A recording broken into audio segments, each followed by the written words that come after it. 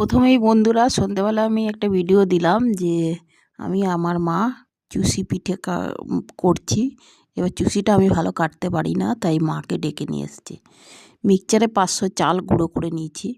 গুঁড়ো করে বেশ ভালো করে কড়াইতে জল টকবক করে ফুটেছে, তাতে সেদ্ধ করে নিয়েছি গুঁড়িটা। বেশ সেদ্ধ করে ভালো করে হাতে করে ঠেসে ঠেসে মাখিয়ে নিয়েছি। গরম থাকতে থাকতেই মাখিয়ে নিয়েছি, হাতে একটু তেল মাখিয়ে।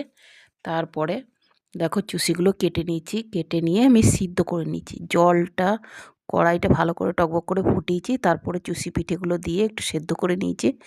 সেদ্ধ করে এবার জলের থেকে আমি তুলে নিচ্ছি। যেহেতু সেদ্ধ করা চালের গুঁড়ো, তাও একটু সিদ্ধ করে নিলাম, যদি আবার দুধের মধ্যে দিলে গলে যায়। তা জলটা ভালো করে টকবক টকবক করে ফুটেছে যখন, তখন আমি দিয়ে দিয়েছি। খানিকক্ষণ ফুটিয়ে নিয়ে একটা ফুটো গামলাতে তুলে নিলাম, জল ঝরিয়ে নিলাম।